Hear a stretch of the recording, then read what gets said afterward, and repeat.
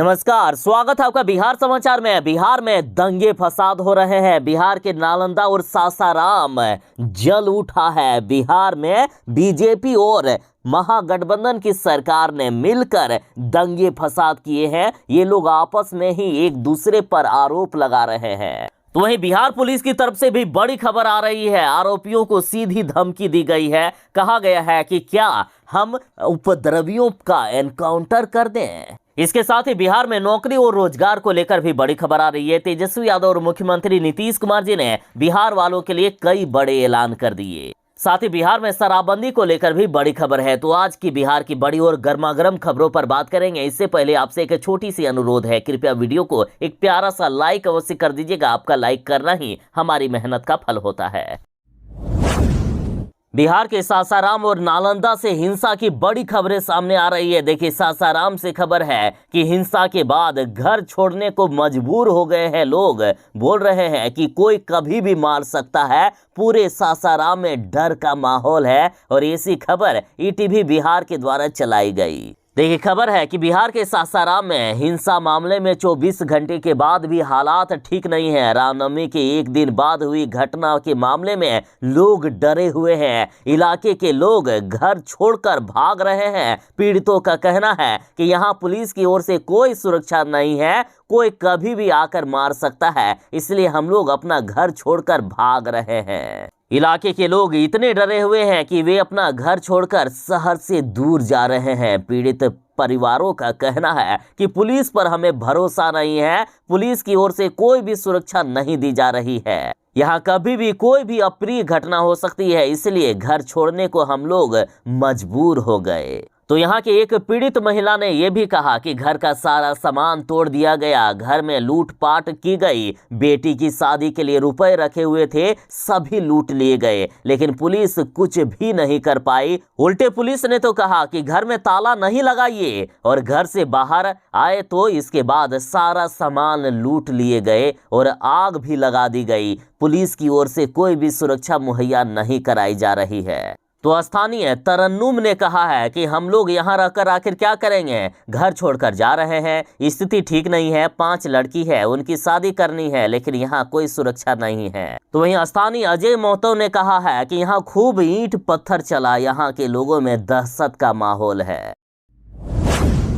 जब बिहार के पुलिस वाले ही सुरक्षित नहीं हैं, तो आम जनता का क्या होगा? आम जनता को कौन सुरक्षा देगा? मुख्यमंत्री जी जरा बताइए कि आपने आखिर ये कैसी शराबबंदी लागू किए हैं जहां शराबी और शराब माफिया पुलिस वालों को ही पीटते जाती है।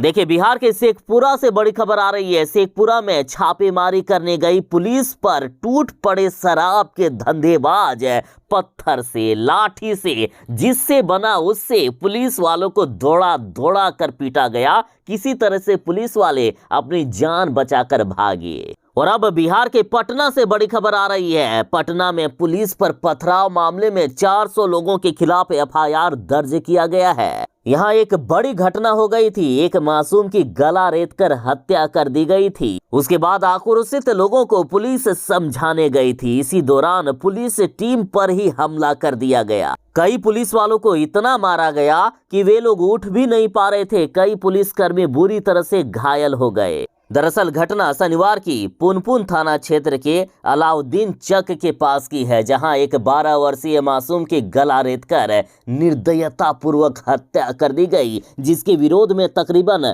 5-6 गांव के हजारों लोग सड़क पर उतर गए और रोड जाम कर दिया। रेलवे परिचालन को भी बाधित कर घंटों तक हंगामा किया गया और जब पुलिस वाले गए तो पुलिस वालों को भी जमकर पीटा गया और इस मामले में 400 लोगों के खिलाफ केस दर्ज कर दिया गया है। बिहार के नालंदा और सासाराम में भयंकर बवाल हो रहा है। लोगों में डर का माहौल पैदा हो गया है। लोगों को पीटा जा रहा है, मारा जा रहा है और कई ऐसे नेता हैं जो मामले को भड़काने का काम कर रहे हैं। सत्ता पक्ष वालों का कहना है कि बीजेपी वाले ऐसा करा रहे हैं, बीजेपी वाले हमारी सरकार को बदनाम कराने के लिए इस तरह की घटनाएं करवा रहे हैं। तो वहीं विपक्ष का कहना है कि नीतीश कुमार के राज में देखिए महाजंगल राज आ गया है। महागठबंधन की सरकार में इस महाजंगल राज में ये सब होना तो आम बात हो गई है। और अब बड़ी खबर आ रही है कि बिहार शरीफ में नेताओं की एंट्री पर रोक लगा दिया गया है, क्योंकि पुलिस प्रशासन भी समझ चुकी है जब तक नेताओं को नहीं रोका जाएगा तब तक ये दंगे, ये हंगामे नहीं रुकने वाले हैं। और अब पप्पू यादव को लेकर बड़ी खबर आ रही है, क्योंकि पप्पू यादव को बिहार शरीफ से वापस लौटना पड़ा। बीजेपी पर भड़के पप्पू यादव। अब जिला प्रशासन भी समझ चुका है कि नेता लोग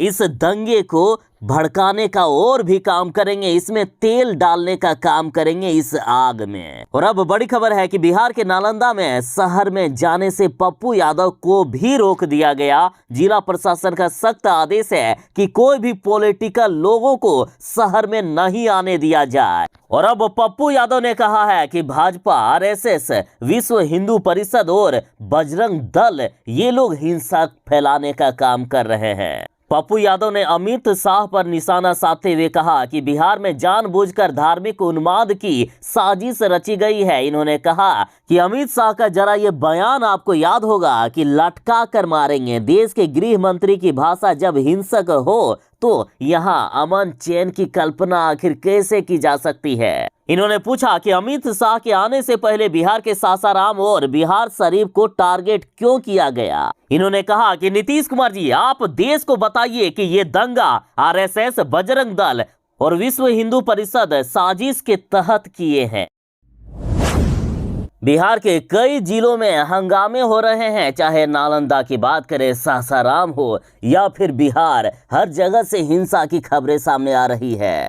और बिहार के विपक्षी पार्टियां और नेता लोग इसको और भी भड़काने का काम कर रहे हैं। इनके ऐसे ऐसे बयान आ रहे हैं जो जनता को भी हैरान कर दे रही है। और नेताओं की शांति समिति की बैठक बुलाई गई, जिसमें से एसपी अशोक मिश्रा ने कह दिया कि क्या उपद्रवियों का हम एनकाउंटर कर दें। देखिए, बिहार में इतनी अफरा तफरी का माहौल हो गया है कि पूरा नालंदा जल रहा है। बिहार के नालंदा में एक तरफ जहां प्रशासन अमला शांति व्यवस्था बनाए रखने का प्रयास में जुटी है, दूसरी तरफ उपद्रवी है कि मान ही नहीं रहे हैं। हर दिन कहीं ना कहीं हिंसा और हंगामे की सूचना मिल रही है। पूरा नालंदा जल रहा है। ऐसे में बिहार शरीफ के टाउन हॉल में कानून व्यवस्था को पटरी पर लाने के लिए शांति समिति की डीएम और एसपी ने राजनीतिक दलों के प्रतिनिधियों के साथ बैठक की। इस बैठक में प्रशासनिक पदाधिकारी हताश और लाचार नजर आई। एसपी ने तो खुलकर पूछ दिया कि आप लोग हमसे कहते हैं कि खौफ पैदा करो, पुलिस वाले को खौफ पैदा करने की बात करते हैं, तो क्या हम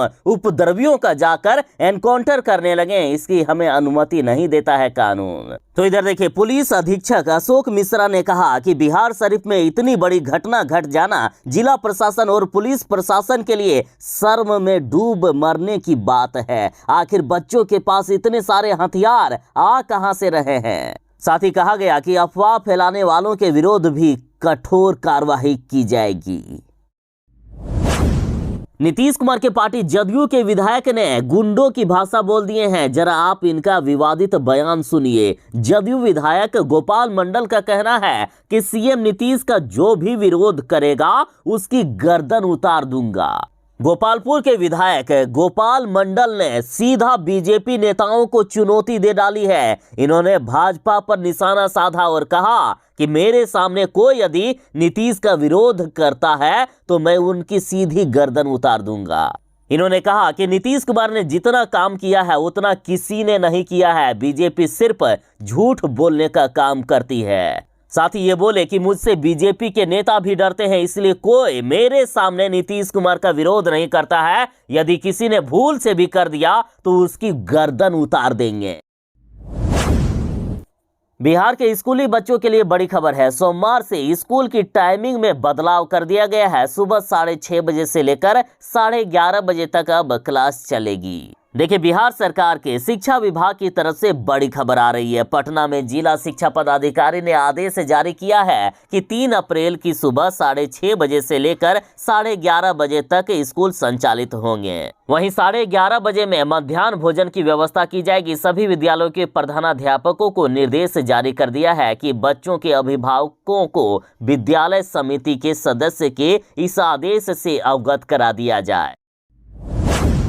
बिहार में भारी बवाल मचा हुआ है। चाहे नालंदा हो, सासाराम हो या बिहार शरीफ, कहीं किसी को बम से उड़ा दिया जा रहा है तो कहीं गोलीबारी हो रही है। एक दिन पहले की ही खबर है कि बिहार में फिर से हिंसा भड़क गई। नालंदा में 2 लोगों को गोली मार दी गई। सासाराम में बम ब्लास्ट में 5 लोग घायल हो गए। और अब बिहार के नालंदा से भी बड़ी खबर है। नालंदा के बिहार शरीफ में शांति बनाए रखने को लेकर पुलिस का मार्च जारी है। सड़क पर घूम रहे लोगों पर भी लाठी चार्ज करना पड़ रहा है पुलिस को। और कई ऐसी तस्वीरें भी लगातार सोशल मीडिया पर वायरल हो रही है। बिहार के नालंदा में रामनवमी के मौके पर निकाली गई शोभा यात्रा के दौरान हुए उपद्रव के बाद पूरे शहर में धारा 144 लागू कर दिया गया। उपद्रव को देखते हुए पुलिस के द्वारा लगातार संवेदनशील इलाकों में घूम घूम कर लोगों से घरों में रहने की अपील की जा रही है। बावजूद इसके लोग प्रशासन की बात को नहीं मान रहे हैं, जिसके कारण पुलिस को सख्ती दिखानी पड़ रही है। यातायात डीएसपी नालंदा का कहना है कि हम लोग निकले हुए हैं, जो भी असामयिक तत्व मिल रहे हैं उसके विरुद्ध कार्रवाई की जा रही है। बिहार के सासाराम में भयंकर हिंसा हो रही है। लोगों को मारा काटा जा रहा है। अब तो मीडिया में यहाँ तक खबरें आ रही है कि सासाराम से लोग डर कर अपने घरों से भी भागने लगे हैं, तो कई लोगों के घर को भी जला दिया गया है। और अब सासाराम से बड़ी खबर आ रही है। एक बुजुर्ग महिला ने प्रशासन से पूछा है कि घर में रखा सब कुछ जल गया, अब आखिर खाएंगे भी क्या। सासाराम में भयंकर हिंसा हो रहा है। एक बुजुर्ग महिला ने सरकार से कहा कि सब कुछ लूट लिया, अनाज जला दिया, बकरी भी लेकर भाग गया। सासाराम की रहने वाली फूलमती देवी ने प्रशासन से गुहार लगाई। ये बोली कि घर में रखा अनाज जलकर राख हो गया, दरवाजा खिड़कियां तक, चौकी तक जल गई। बुजुर्ग महिला सिर पीट रही है, लेकिन अभी तक कोई भी अधिकारी इनकी सूध लेने नहीं आया। फूलमती बताती है कि डर से घर छोड़कर भाग गए थे। बहू और पोता गांव चले गए। उपद्रवियों ने सामान जलाकर राख कर दिया। पीड़ित बुजुर्ग महिला को अभी तक आस है कि प्रशासन का कोई नुमाइंदा आएगा और थोड़ी राहत पहुंचाएगा। बुजुर्ग महिला ने कहा कि सारे मवेशी, गाय, भैंस, बकरी सब कुछ उपद्रवी लेकर चले गए। अब इस उम्र में क्या क्या देखने को मिल रहा है, अब भी डर लग रहा है। बिहार के नालंदा और सासाराम में भयंकर दंगा शुरू हो गया है। लोगों को सरेआम पीट दिया जा रहा है। तो इधर बिहार सरकार के मंत्री ने कहा है कि भाजपा और आरएसएस के गुंडों ने ये सब उपद्रव फैलाया है। देखिए, पंचायती राज मंत्री मुरारी प्रसाद गौतम ने कहा है कि राष्ट्रीय स्वयंसेवक संघ एवं भारतीय जनता पार्टी के गुंडों के द्वारा ये सब किया जा रहा है। रामनवमी के मौके पर बिहार के कई हिस्सों में हिंसा भड़की थी। हालांकि खबर है कि अब स्थिति को काफी नियंत्रित कर लिया गया है। बिहार शरीफ और सासाराम में भड़की हिंसा पर राजनीति भी अब शुरू हो गई है। इन्होंने कहा है कि बिहार में जब भी गृह मंत्री अमित शाह आते हैं, बिहार का माहौल लगातार खराब किया ही जाता है। बार बार हमारी सरकार कहती है, नीतीश कुमार और तेजस्वी यादव तो हमेशा यही बात कहते हैं कि ये जिस भी एरिया में जाएंगे उस एरिया में कुछ ना कुछ जरूर ही कांड कर देंगे। नवादा और सासाराम में इनका कार्यक्रम था और जिन एरियो में इनका कार्यक्रम था वहां दंगे फसाद की खबरें सामने आई। इन्होंने कहा कि मैं सासाराम से आता हूं और अमित शाह का यहां कार्यक्रम होने वाला था, इसलिए इस दौरान भाजपा और आरएसएस के कार्यकर्ता द्वारा उपद्रव मचाया गया, दंगे फसाद किए गए, जिसे हिंदू और मुस्लिम का रूप दिया गया। बिहार के सासाराम में भयंकर बवाल हो रहा है। यहां से हिंसा की लगातार खबरें सामने आ रही है। सासाराम में एक दिन पहले ही बम ब्लास्ट में 5 लोगों के घायल होने की सूचना आई है। साथ ही सोशल मीडिया पर कई ऐसी बातें हो रही है कि सासाराम में लोग डर के भागने को भी मजबूर हैं। कहीं लोगों को पीटा जा रहा है, कहीं मारा जा रहा है। पुलिस प्रशासन भी हिंसा को रोकने में नाकाम दिख रही है। और हंगामे के बीच से एक बड़ी खबर आ रही है सासाराम से। देखिए, सासाराम में राइस मिल में आग लग गई, फिर सब कुछ जलकर राख होने लगा। कड़ी मशक्कत के बाद आग पर किसी तरह से काबू पाया गया। हालांकि अभी तक आग लगने के कारण का पता नहीं चला है। देखिए, बिहार के सासाराम में राइस मिल में आग लगने से अफरा तफरी का माहौल बन गया। आनन फानन में अग्निशमन विभाग को सूचना दी गई, जिसके बाद 6 गाड़ी पहुंचकर आग बुझाने का काम किया गया। इस घटना में लाखों रुपए का नुकसान बताया जा रहा है। घटना जिले के बनगांव थाना क्षेत्र के बरियाही स्थित जय भवानी राइस मिल की है।